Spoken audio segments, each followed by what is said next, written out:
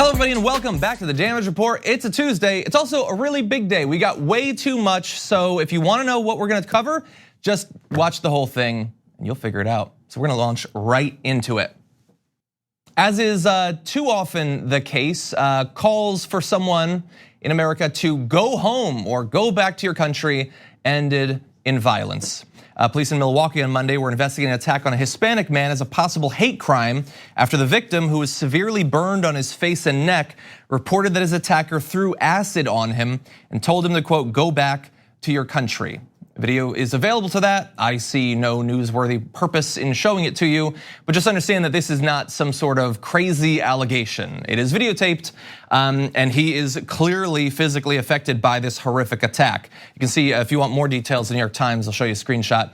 They have information, including a few quotes from Mahood, who was the individual who was attacked, who was, of course, as is again so often the case, a US citizen, but it doesn't matter. Doesn't matter what a person's immigration status is, whether they're a citizen or not. These sorts of comments, let alone horrific violent attacks of this sort, are completely unacceptable. Mahood said that he was attacked by a white man who hurled racist insults at him, accused him of being an illegal before splashing the acid on him.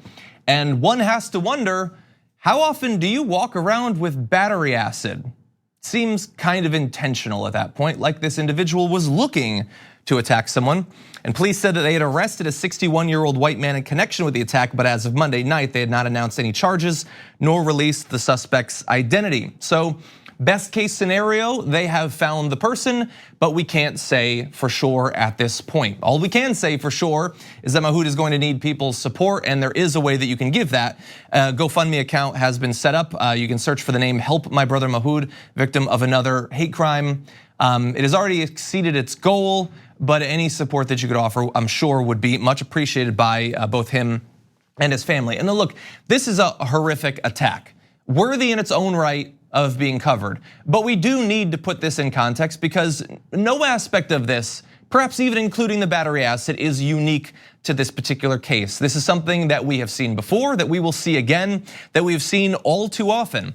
And coincidentally, the Huffington Post just finished a really interesting 4-year analysis of attacks that include some sort of statement to go back home, to go back to your country. They in fact found 800 different reports of these occurring over the last 4 years, in which assailants communicated some variation of go back to their victims. These incidents occurred in 49 states and Washington, D.C., and range in severity from murder and assault down to vandalism and hate speech. And there were murders. In fact, horrifically, 4 people spent their final moments having heard their killer say some variation of go back or get out. Far more often, it's verbal assault, harassment, those sorts of things. But there are a number of different assaults, 93 physical assaults that accompanied these accusations that people should go back somewhere. Now, there were many different sorts of people who were targeted in this way, but Muslims were the most targeted religious group, with Islamophobia motivating 120 of the 800 overall hate incidents. When you bear in mind the relative percentage of the population for Muslims in America, that is wildly overrepresented. Although again, perhaps not surprisingly, we've seen this sort of rhetoric becoming increasingly common. 115 of the perpetrators said go back to your country. 117 chose go back to Mexico. 59 said go back to Africa. 21 said go back to China. And 19 said simply get out of my country.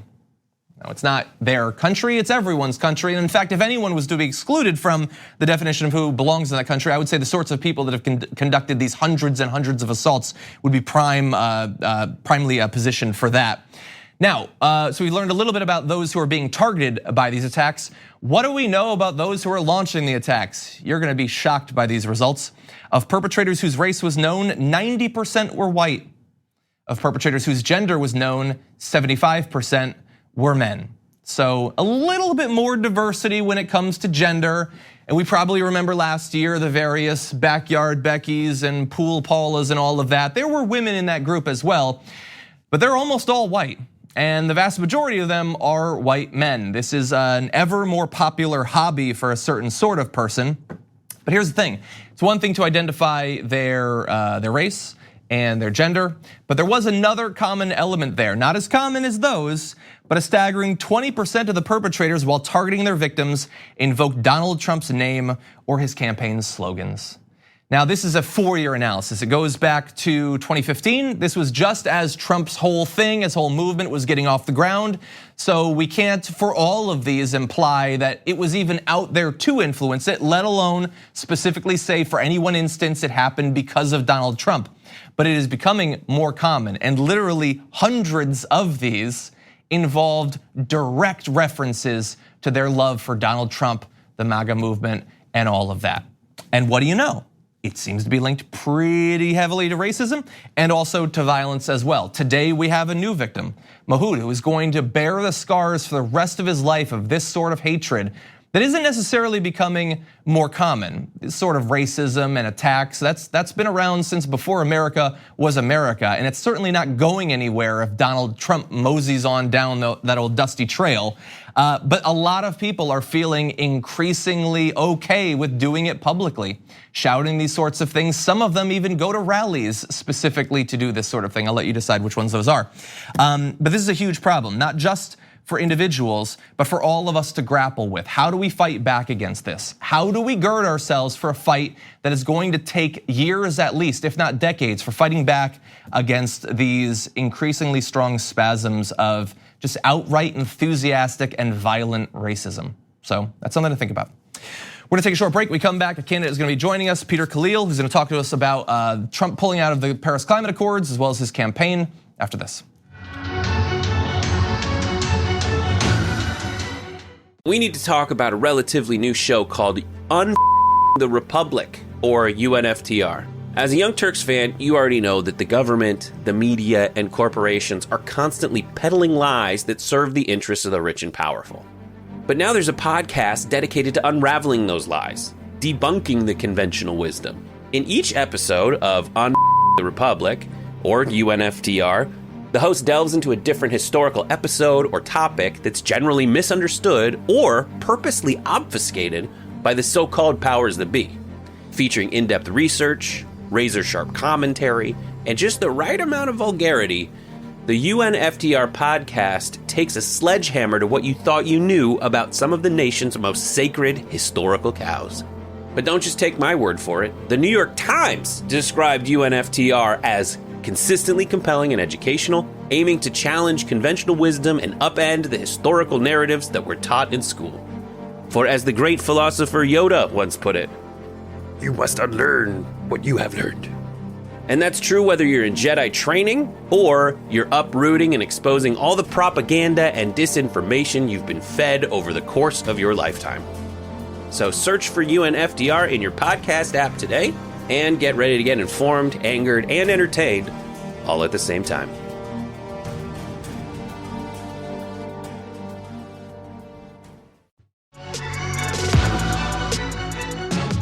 This week, the Trump administration notified the UN of its formal intention to withdraw from the Paris Climate Accords, which isn't surprising on the merits. It might be surprising because, didn't we already? I mean, in a very real way, we haven't been doing anything in terms of the federal government to meet our obligations under the Paris Climate Accords, but it sure has taken a long time to formally withdraw. But in any event, it is a controversial stance for the US to take. And joining us now to react to both this and also break down his candidacy in Washington's 3rd District, congressional candidate Peter Khalil, welcome to the show. Hey, John, thank you for having me. Great to have you here. So first, on this formal notification, we are withdrawing from the Paris Climate Accords. I doubt that you're surprised by this, but what is your reaction? So I'm not surprised, but here's the thing. We talk about accords, we talk about these things that are very abstract, treaties, international law and things like that. But let's talk about climate change as a personal issue. And to me, this is a very personal issue for 2 reasons. Number one, because my son has asthma, and number 2, because my neighbors here in the 3rd District need jobs. And let me explain. My son was born in New York City, having been carried in a city with air pollution, and being born in a city with air pollution is a risk factor for asthma. This is a real effect of what we've done to our climate. We live climate change every day. This is the second thing I said, was that my neighbors need jobs. Yeah. Well, here in the 3rd District, we're at the epicenter of potential fossil fuel investment. And if we pass the Green New Deal, we will create jobs, especially in rural areas. So instead of building fossil fuel infrastructure, we can build rural broadband internet. We can build roads, bridges. We can start cultivating hemp. We can build schools and rural hospitals. So yes, I'm not surprised that we pulled out of the Accords, but let's not focus on the abstract form of climate change. Let's focus on the real, personal, and tangible effects, because we feel those effects every single day. And I think that's a way to get people to understand why it's so important that we pass the Green New Deal and we go carbon neutral within the next decade. You know, Peter, it's interesting that you just made that distinction between the abstract effects and then we have this solution. It's not like we don't know what to do, as Greta always says. We know everything we need to know. So the Green New Deal is out there. Nancy Pelosi, who is a woman who is almost singularly possessing of the power to get it done under the right president, she attacked this news about the Paris Climate Accord, saying it's a disastrous decision that sells out our children's future. And yet she has referred to the Green New Deal as the green dream or whatever. And so that's a weird set of stances to hold. I think it really gets to what you were saying there. It is an odd set of stances to hold. And the only thing that I can say to that is what we need to do is elect a lot of representatives who are going to champion the Green New Deal. And by that, I mean turn it into feasible policies that will make us carbon neutral. So then in that way, if we have enough of a groundswell within Congress, and make no mistake, Congress is the most powerful legislative body in the world. If we have enough of a groundswell in Congress, we will get this passed, and Ms. Pelosi's, Representative Pelosi's remarks will be irrelevant. Yeah, well, you're talking there about changing up the face of Congress. You're a face that would like to change Congress, so let's transition to that. You are running in Washington's 3rd District. There is a Republican incumbent, 5-term Representative Jamie Herrera Butler, and you were the first declared as a challenger against this individual. What led to this challenge? So actually what led to this is, and the reason why I'm running is that I am the legacy of 2 immigrants and the only country in the world that could have made my story possible. I always knew that I was going to serve. And I feel like this is the right time because we are at such a pivotal point in our history. And let me explain what I just said. My parents are Coptic Christian Egyptian immigrants. They escaped religious persecution in Egypt. My dad came here in the 60s. My mom came here in the 70s. And they literally borrowed against their house to send me to school. And one of the things that inspired my parents to be very serious about education is that they were the first in their families to go to college. And they knew that education got them out of that horrible situation in Egypt, and that education would propel me up. So they sacrificed themselves to make my story possible. And what that meant was that a man from a village in southern Egypt with no electricity and no running water, which my father is from a village in southern Egypt, had a son who could go to Stanford Law School and become a lawyer in the United States of America. And growing up, he instilled in me a very healthy sense of patriotism. Because let me tell you, John, one of the first broadcasts that he ever saw on TV was Neil Armstrong landing on the moon. And that convinced him that this was the greatest country on earth. And I still believe this is the greatest country on earth. But I am running to restore the idea that our government exists to give everybody an equal opportunity to have a good life. My parents made my story possible. This country made my story possible. I want to make the stories of every single one of my neighbors possible in this country, and that's why I am running. Well, sort of getting into what you were just saying there, one of the core tenets of your campaign, as you've described it, is a desire to fight against corruption in government. And so if you were to make it into Congress, what are some of the changes you'd like to see made to fight back against corruption? Sure, I would like to see, and as context for this, for 3 years, from 2007 to 2010, during the height of the financial crisis, I was a lawyer on Wall Street. I saw the corruption firsthand. I saw banks betting for and against the same risky investments. I saw banks violating anti-money laundering regulations with no consequences. And I saw banks and other corporations contributing millions and millions of dollars to political campaigns to ensure that our representatives voted the way that corporations wanted them to vote, and not the way that we wanted them to vote. So I'm in favor of publicly funded elections, overturning Citizens United. And I know a lot of people are scared of this idea of a constitutional convention, but the only way we're going to overturn Citizens United is through constitutional amendment, because we're not getting a new court anytime soon. We need to get money completely out of politics so that we can take back the notion that our country belongs to us, that our policies belong to us, and that our representatives work for us. And yes, it's going to take a hard fight, but our alternative is doing nothing. And if we do nothing, we're going to continue to have this corrupt system where the corporations can tell our representatives what to do. Peter Khalil, congressional candidate for Washington's 3rd District. Thank you so much for joining us. Thank you, John. It was great to be here. We're gonna take a short break here. When we come back, a little roundup of some of the fairly disastrous news coming out over the past few weeks having to do with the environment, clean air, clean water, things we all say we want. But when it comes to the Trump administration, their efforts don't match their rhetoric. We'll break it down after this.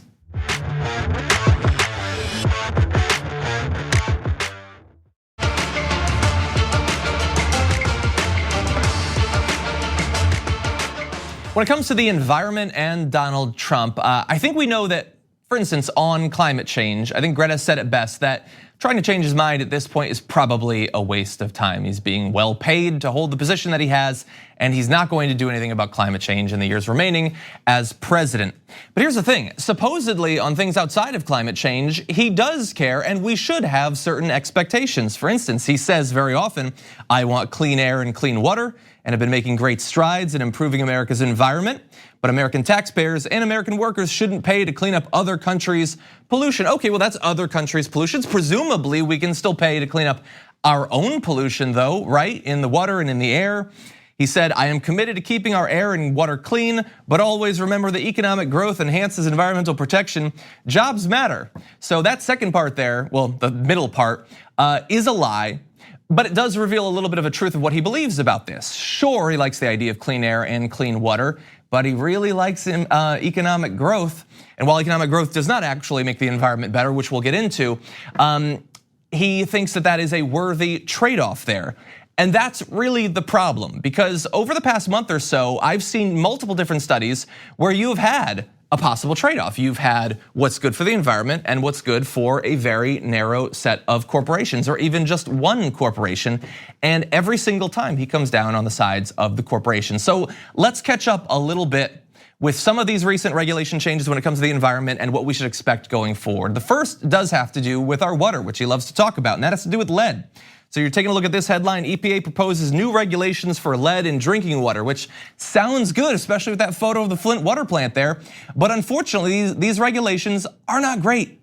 There's some good. Yes, there will have to be better documentation of remaining lead service lines, but that's really about it on the good. The EPA is not moving to require that all lead service lines be proactively replaced nationwide, as some environmental advocates had suggested. The proposal also would not change when officials have to take action. The proposal would establish a lower trigger level of lead with 10 parts per billion from the current 15. But the thing is that health experts say no amount of lead is known to be safe. And so changing it from 15 down to 10 might seem like it's moving in the right direction, but really it's placating some environmentalists when really that threshold should be far, far lower. And certainly the lead service lines that are currently existing should be taken out. Yes, it's complex. Yes, it's going to be costly, but our lives are worth it, I think. And when it comes to water, that's not the only issue. We also have coal ash, and this is even more recent news. Under a new proposal, companies will have to stop placing coal ash into unlined storage ponds near waterways by August 31st, 2020, and either retrofit those sites to make them more secure or begin to close them. Now that sounds good, but not in comparison to what we had. Unlike the Obama era rules, the EPA will allow greater leeway and more time for operators to request extensions ranging from 90 days to 3 years. Now, that sounds bad, that we were going to have these shut down in the near term, and under Trump, it's being pushed out by a number of years, but it's actually worse in some cases. If a company can demonstrate it's shutting down a coal boiler, it can petition to keep its storage ponds open for as long as 8 years, depending on their size. And I think we can all agree that 8 years is a very long time, and it's a long time where a lot of damage could be done. This rule change trades away increased costs for the coal companies for higher toxic chemical exposure in communities from the groundwater near coal burning plants. By giving fossil fuel companies longer to act, more contaminants will inevitably be released into the environment. And some of these contaminants you really don't want to mess around with. One great example of that is selenium. Selenium is a byproduct of coal ash that can cause neurological problems, paralysis, and even death when ingested in high amounts. Now, going about your regular everyday life, you're not going to encounter selenium in high concentrations. But if you happen to live in one of the environments near a coal ash deposit, and that generally is going to mean poorer people, working class Americans, people of color, you just might. Because a 2010 report from Physicians for Social Responsibility and Earth Justice found that water samples collected near coal ash contamination sites had selenium levels that were sometimes 580 times higher than the federal drinking water standard. And that's horrific. And the prospect of having to drink water contaminated in that way by something that can literally kill you for up to 8 years longer than we would have had under Obama, that is truly scary. So that's the water. What about the air? Well, a new study released Tuesday found that the amount of pollutants in US air rose between 2016 and 2018 after 7 straight years of improvement. 2 economists who conducted a study of Environmental Protection Agency data found that particulate matter pollution, air pollution dropped 24% in the US between 2009 and 2016, but increased 5.5% the next 2 years. Now, there are multiple reasons for that. To be honest, it is a complex picture. You have things like increased economic activity leading to more trucks on the road. You have forest fires becoming more common, and you have regulation changes as well. So some of this is has to do with longstanding problems with our economy that need to be changed. The fact that, for the most part, our shipping, whether literal ships or trucks, is incredibly bad for the environment. And when the economy is doing well, it's even worse for the environment.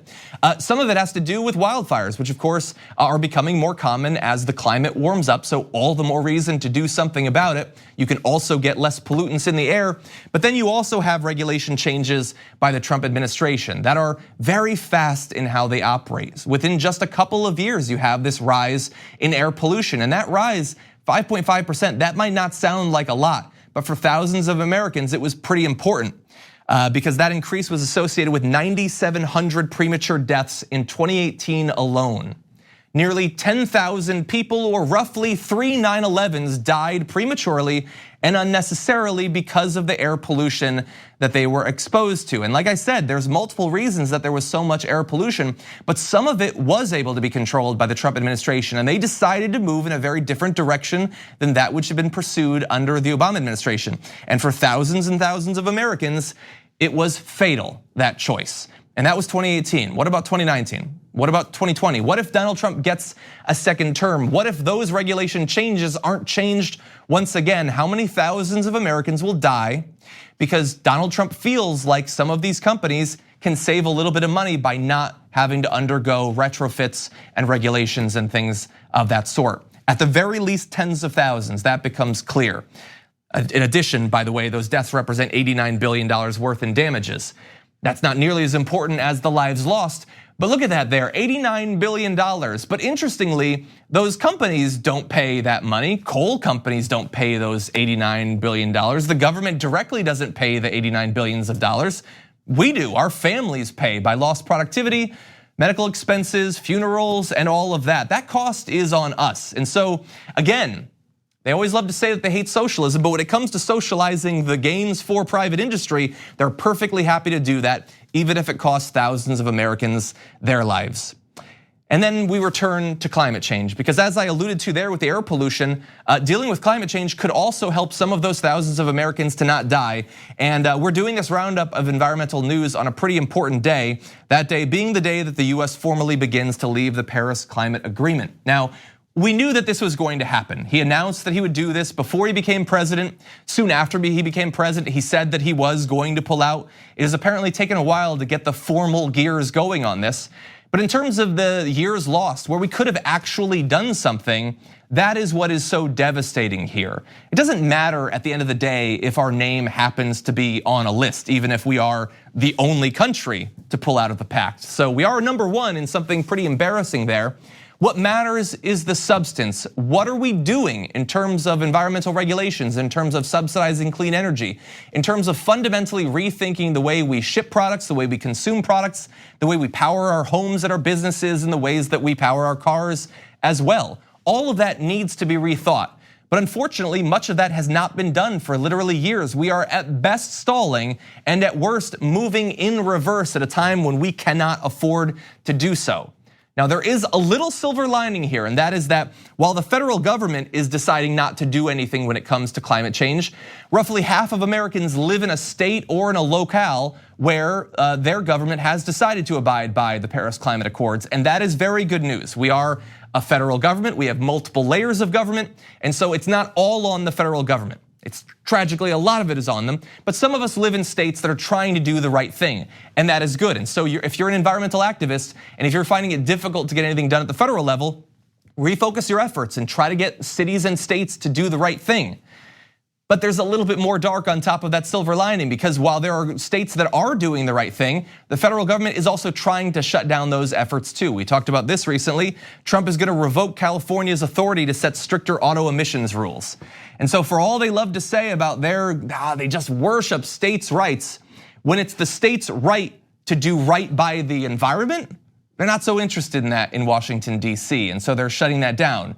And if today they're stopping California from having higher emissions requirements for their cars, what are they gonna do for the other states tomorrow, next year, the locales that are generating clean energy and things like that, having regulations on businesses to make sure that they're cleaner and greener as well?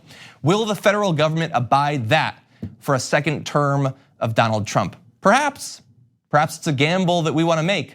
I would say with the stakes as high as they are, we can't afford to. And so when it comes to our water, when it comes to our air, when it comes to our climate at large, Donald Trump being here, it's not just, they're all bad, they're all the same. They're not all the same, okay? Donald Trump has had a singularly bad effect on the water you drink, the air you breathe, and in fact, for thousands of you, your lives itself when it comes to air pollution that has been increased through his efforts. So all of that is very important to bear in mind as we continue our efforts to change environmental regulations right now while Donald Trump is president, and certainly as we get towards the 2020 election. Donald Trump being there is horrific for the environment, and it needs to stop. Okay, we're gonna take a short break. We come back, Emma Vigeland is gonna be joining us to break down a couple of important pieces of news out there after this.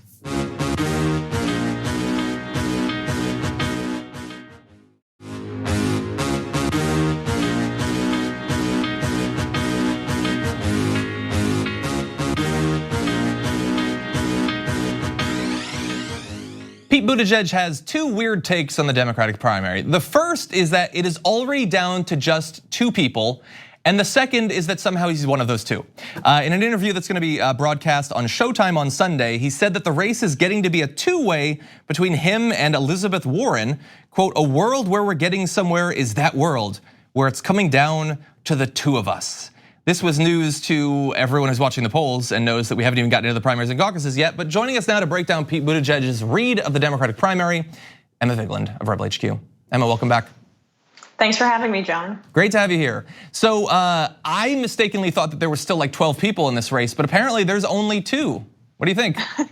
Yeah, well, it takes a very specific kind of arrogance to believe that, and it's the same kind of arrogance that would propel a small town, college town mayor into the presidential race when he has really no experience. That is really a crystallization of the issues surrounding Pete Buttigieg, the many issues that I'm sure we're going to get into later in the segment. Yeah, and it's such wishful thinking. It's very Trumpian almost. It's like, I don't want to run against Bernie Sanders, so out of that part of the party, I'm going to choose Elizabeth Warren, and I'm going to pretend that Joe Biden is doing worse than he is, because shockingly, somehow Joe Biden is still doing well in the polls. So I'm just going to assume that I'm going to replace him, which is sort of forecasting what he really thinks about his position in the Democratic Party. But to believe that you can just skip past all this stuff. I honestly don't even know what the purpose of that quote is. It feels like, if anything, that's just gonna lead to Joe Biden attacking him, if not the others. Yeah, and I'm sure that's really what his consultants are telling him, and he's just broadcasting it to the world, because he really does have that specific kind of arrogance that only certain white men possess. And nobody has that arrogance better than me. Nobody. Right. Nobody. But it's also fascinating. Does he not realize that non-white people are going to be voting in this primary? I mean, he has zero support among Black people. Elizabeth Warren is struggling to get support from Black people in the polls as well. So there are two candidates, Joe Biden and Bernie Sanders, who has increased his support significantly since 2016, who are doing very well with Black voters, and they are the most significant and active voting bloc in a Democratic primary. So Buttigieg might want to remember that, although he's conveniently probably forgot about that since his history with racism in his town is so terrible. As TYT has done a lot of work to try to shed light on, yeah, he's in a lot of these polls amongst Black voters. He's at 0%. He's not the only one, by the way. I advise all of our viewers to dig into the crosstabs because I've discovered some really interesting stuff recently. But that is a big issue for him, and to imply that he's already got this thing half locked down, that is a really arrogant position. Both of them need to do, I think, quite a bit more to diversify their voting base. I mean, we're still far out, and I know that like Buttigieg is like banking on doing really well in Iowa. That'll show how he does with diverse voters. But I don't know, I feel like he's getting really far ahead of himself. I don't know, maybe it's a good strategy.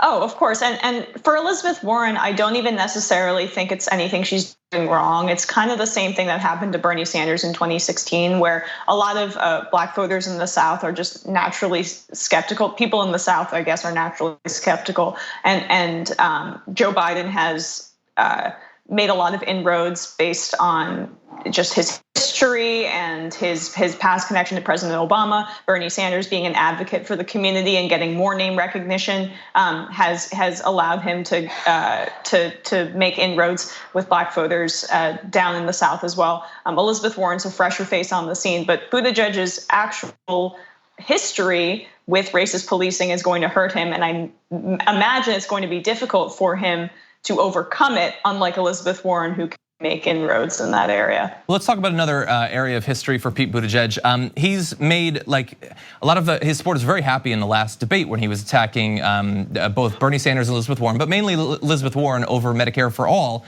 And people were interested to find out that back just in 2018, he had tweeted, "I, Pete Buttigieg, politician, do henceforth and forthwith declare, most affirmatively and indubitably, unto the ages that I do favor Medicare for all, as I do favor any measure that would help get all Americans covered. Now, if you'll excuse me, potholes await."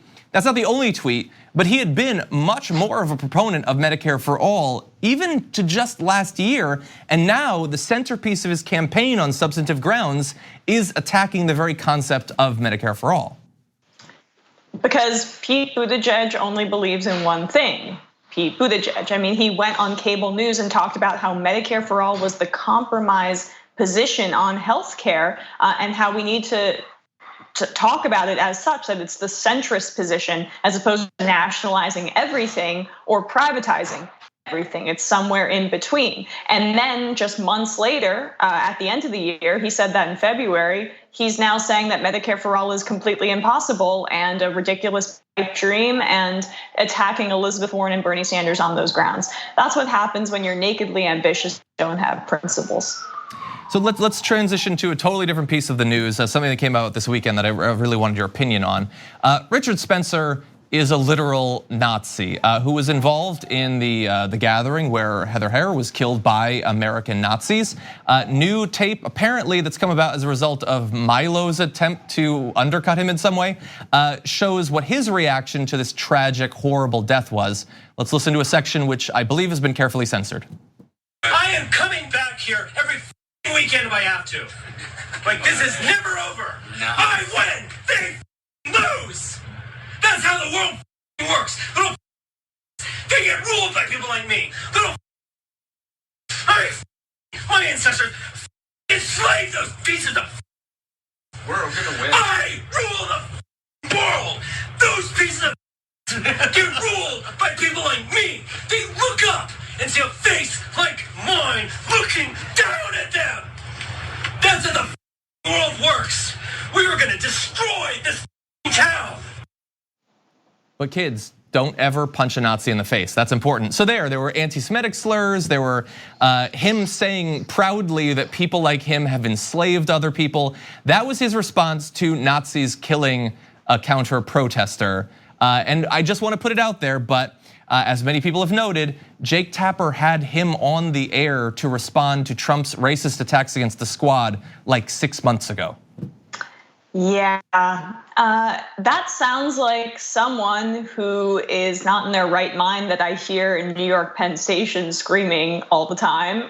The fact that he sounds crazy. He sounds like he's lost his mind, but this is someone who has garnered some sort of political following, which is absolutely nuts. And I find it darkly hilarious that Milo was the one who leaked this to the media. I'm reminded of that Spider-Man meme of them pointing at each other. I mean, both are Nazis. So what did Milo have to gain by leaking this? We all knew this is who Richard Spencer was. Now we just know he's entirely unhinged. And I mean, it really the part where he talks about looking down and seeing a face like him, that's really chilling. And I think kind of speaks to the basest desires of racists in this country. They want to feel superior, and he embodies that with that statement. Yeah, and there was a little bit of Bill O'Reilly's famous rant there. There was a little bit of Keanu Reeves in The Devil's Advocate. I think he literally quoted, that wasn't like a good thing in that movie. I think he missed sort of the moral of The Devil's Advocate there. Right. Great work by Keanu as always, but I think he missed some of the subtlety there. I agree. We already know who he was. I like the added context that at the same time this is being recorded, the president of the United States is going out and saying that there are very fine people on both sides. We'll have to see if he thinks that whether he thinks Richard Spencer is one of those fine people or not. But we all knew who he was, and the idea that Jake Tapper, who would never have you on to comment on a story or me on to comment on a story, would bring a literal self-declared Nazi on to talk about racist attacks against women of color in politics. This story is an indictment of Richard Spencer and American Nazis, but also of the media that has done backflips to try to normalize these people with front page New York Times articles and Jake Tapper's efforts as well. Yeah, it's this dark fascination with that side of the political spectrum, but this isn't showing both sides. This is elevating actual people who are in favor of genocide, and you have a journalistic responsibility to take that into consideration. Now, there's this obsession with showing both sides. Obviously, we've been frustrated with that at the Young Turks for a long time. But what isn't talked about enough when criticizing the media is journalistic discretion and story selection. And so, you can choose not to do a story on specific things because you don't feel it's important. But clearly CNN and Jake Tapper thought it was very important to have Richard Spencer's voice. And that's some questionable editorial discretion in my view. Yeah, look, he's a particular sort of activist, an activist for white supremacy. There are other sorts of activists that I think Jake Tapper could have given 5 or 10 minutes to, but instead chose to go in this direction. Well, they won't hire any progressives or have any progressive voices on, so it's par for the course. Yes. Emma Vigeland, as always, thank you for joining us. Everybody should go to Rebel HQ and see your work. We appreciate it, Emma. Thank you. We're gonna take a short break here. When we come back, news from around the world, and meanwhile in.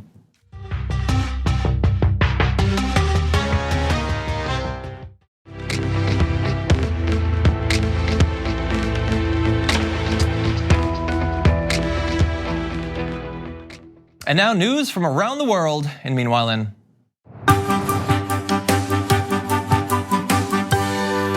Meanwhile, in China, the ruling party has found a new horrific way to attack the Uyghur community. This is really dark stuff, even in the context of a story that has been very dark for the last few years. Chinese men assigned to monitor the homes of Uyghur women whose husbands were sent to prison camps frequently sleep in the same beds as them. Radio Free Asia reported last week. These officials, who are mostly men, you'll be shocked to find out, typically stay for up to 6 days at each household, many of which have male family members in detention. And the Radio Free Asia was able to talk to an anonymous member of the Communist Party who said they help the families with their ideology, bringing new ideas. They talk to them about life, during which time they develop feelings for one another.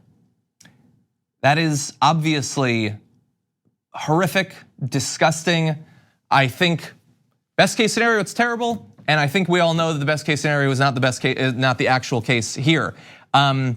This is another aspect of the ruling party's efforts to effectively cleanse this entire community, to wipe it out in terms of locking up individuals, perhaps in other ways as well. Really dark stuff.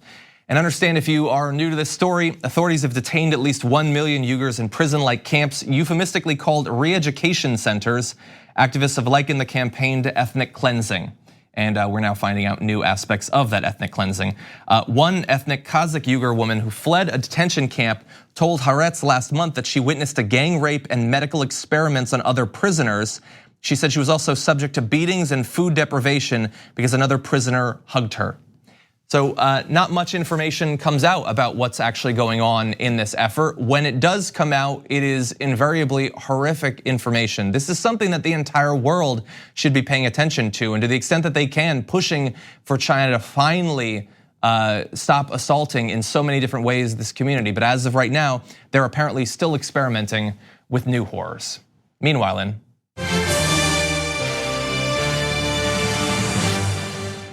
in Brazil, illegal loggers in the Amazon apparently ambushed a group of indigenous warriors who had been sent to protect the forest. In so doing, they killed one of the most outspoken leaders from a particular indigenous group. And most amazingly, this individual, Paulo Paulino Guajara, had previously been interviewed by Reuters about what his group was trying to do in the Amazon, saying, "I'm scared at times, but we have to lift up our heads and act. We are here fighting," he said, as he and other warriors prepared to move through the forest towards a logging camp. He went on to say, "We are protecting our land and the life on it, the animals, the birds, even the awa who are here too. There is so much destruction of nature happening, good trees with wood as hard as steel being cut down and taken away. We have to preserve this life for our children's future." And Paulo tried to do just that, even giving his own life in that effort, because while there is massive amounts of fully legal logging going on in the Amazon, there is more and more illegal logging, mining, farming, and the government of Bolsonaro is doing everything they can to ignore this. They got in on these sorts of implicit promises, a wink and a nod to those who are willing to literally murder people to be able to exploit the Amazon for its natural resources. One group, APID, Brazil's pan-indigenous organization, had this to say about the attacks. "The Bolsonaro government has indigenous blood on its hands. The increase in violence in indigenous territories is a direct result of his hateful speeches and steps taken against our people. And they are in fact becoming more common." The Indigenous Missionary Council had warned in a report published on September 24th that the number of invasions of indigenous lands by loggers, miners, and land grabbers was rising. They documented 160 incursions through September of this year, compared to 109 during the entirety of 2018. And just a tragic incident here with this individual who is heroically trying to protect his people and also the environment there. But we've seen this coming. I mean, we said before he was elected that this is what he would bring if he got into office, and unfortunately it is coming true. Meanwhile,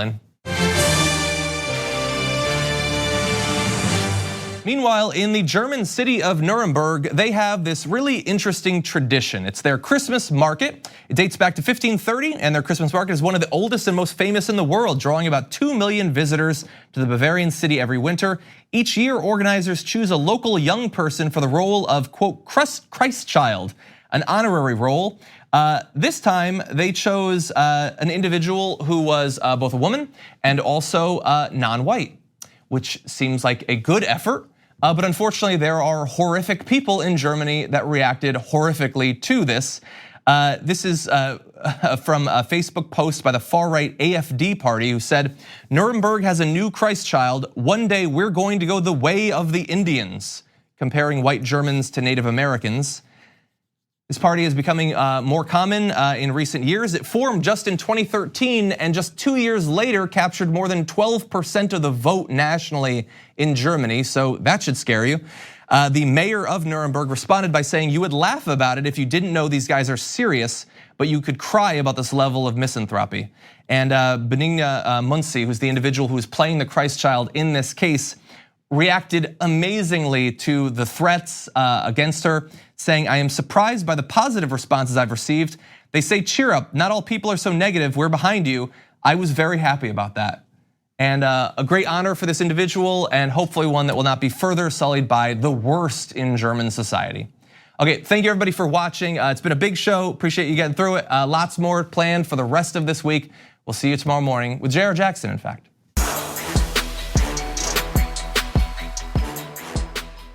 Thanks for listening to the full episode of The Damage Report. Support our work, listen ad-free, access members-only bonus content, and more by subscribing to Apple Podcasts at apple.co/TYT. I'm your host, John Adarola. I'll see you soon.